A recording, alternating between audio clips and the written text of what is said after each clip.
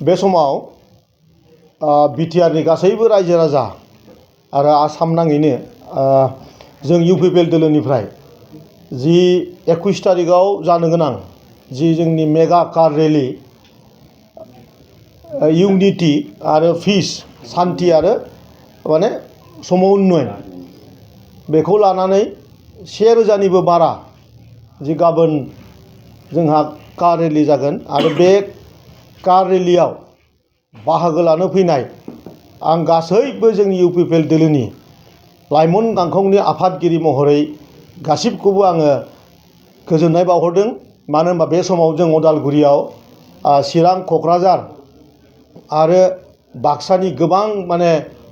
इउपिपिएलनि मोजां मोनग्रा रायजो राजाफ्रा सफैनानै दङ। आङो नैबे प्रेस मिडियानि दारै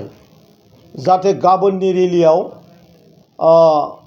जोंनि जि माने हानजा सुरगायारि जि रायजो राजाफोर दङ बा जोंनि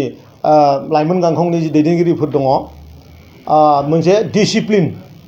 बिराद माने मोनसे माने गावखौनो खाबथाबना लानानै जाहाथे बे गोलाव जारनि जिहेतु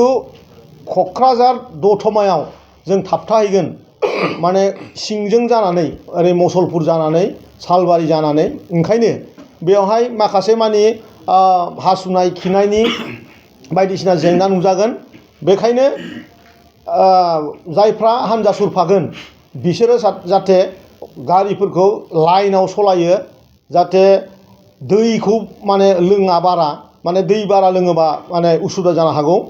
आरो जानायखौबो जेसे हागौ एसे लाइट जाहाथे जायो माने खम जाहाथे जायो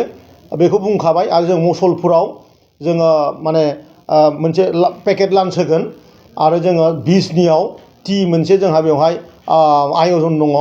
आरो बेबायदिनो जोङो दतमायाव थांगोन। बेखिनिखौनो आङो फोरमायनो थाखाय नोंथांमोनखौ लिंहरनाय जादों आरो आं आसा खालामदों गाबोननि रेलिया नर्थ इस्टल' नङा माने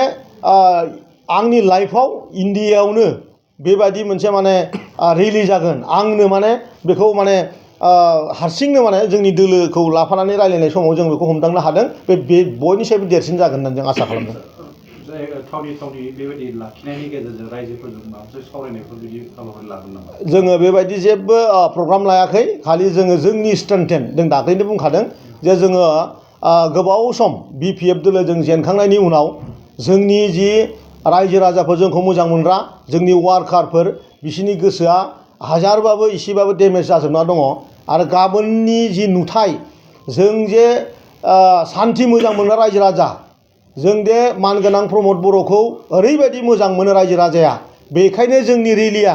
पार्टिया आयजन खालामदोंबाबो अनसुंथाया गावबा गावनि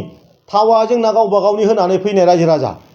दाहालागै जोङो 500निबो बारा गारिया जोंहा अलरेडि स्टक जाफैदों आरो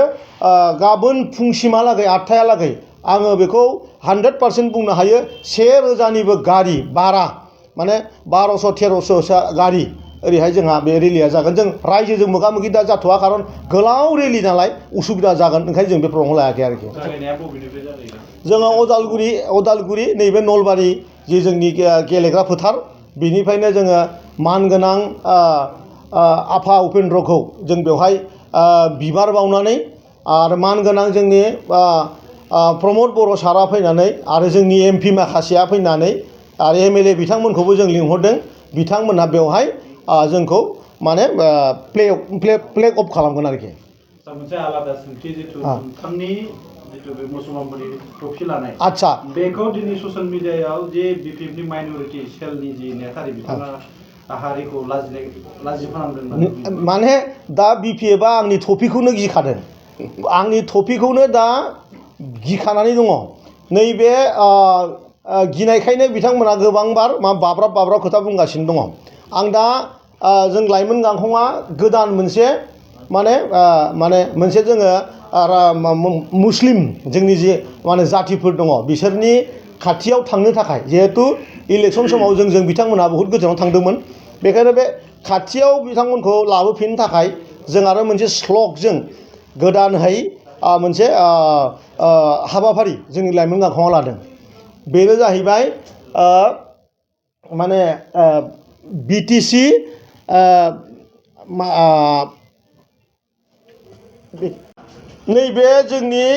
मेगा कार रेलिनि उनाव जोंनि लाइमोन गांखंआ 25 खालारनिफ्राय सोलिनाय बे दाननि 25 खालार दाननिफ्राय चलो বিটিসি পাল্টাই সাসা সাসির বাড়ি যায় চলো বিটিসি পাল্টাই সাসা সাসির বাড়ি যায় আমি এটা স্लोगान मोनसे स्लोगानजों जोङो बे बाराव जोंनि जि माने मुसलमान भाइफोर दङ जि माने सासिमोन दङ जों बिसिनि न' थांनाय नैबे 6 मास दानाव हाग्रामा महिलारि दैदेननाय सरकारा मा थगायगासिनो दङ मा होननानै थांनाय बिटिसि इलेक्शनाव एथ' बुरजा भट 100 हातांक'आव 90 हातांक'खौ बिपिएफ दोलोआ लादों बेखायनो खोमायाव खोमा फुसफुस पास सासा सासिनि खोमायाव रायलायनो जोङो 25 तारिखनिफ्राय लाइमोन गांखं सेन्ट्रेल इउपिपिएलआ बे दायित्वखौ बा बे हाबाफारिखौ लादों।